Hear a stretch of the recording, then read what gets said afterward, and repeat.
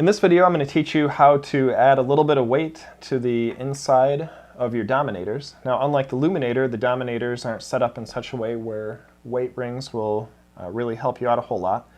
And so what I found is that you can actually use your flowable silicone, which I already showed you to use to make your brake pads work better and last longer. You can actually use that underneath the cap here to add a little bit of weight to the inside of the yo-yo, which is going to make the yo-yo a little bit more stable, and it's going to help it sleep longer, which is really great for these.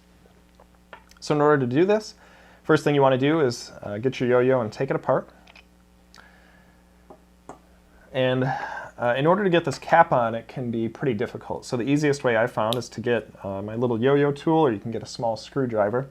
And you want to actually stick the small screwdriver end right in between the black plastic here and the cap.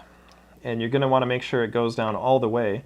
And you want to be pretty careful when you're doing this. You actually have to press pretty hard, and so if you're young, you may want to find an adult that can help you do this. I've stabbed myself. It's no way to do this. So make sure you press pretty hard. You might even need to wiggle it in a little bit until you feel that it's touched the bottom of the black plastic. Once you've got it in there, you just have to bend, and that cap pops right off. So once you've got the cap off, you can just take that, set it off to the side. Now I've already got my flowable silicone set up. I've put the applicator right on the top, and like I told you in the other video, I've cut off a couple of these segments here with a pair of scissors to make the silicone come out a little bit faster, which is a whole lot better for me anyways. So you're just going to take your silicone, you're going to squeeze it right into this inner area right here, right inside the yo-yo. And you don't need to be super concerned with getting it completely even, because the flowable silicone does even itself out, so just try to get it in there, but try to just get it inside the recess here without making a huge mess. And you want to fill it all the way up to the top. You don't want it to leak over onto the other sides, but you do want to fill it up as high as it can go, because that's going to add the maximum amount of weight. Once you've got the yo-yo back together, you may find that that's too much and you want to add a little bit less.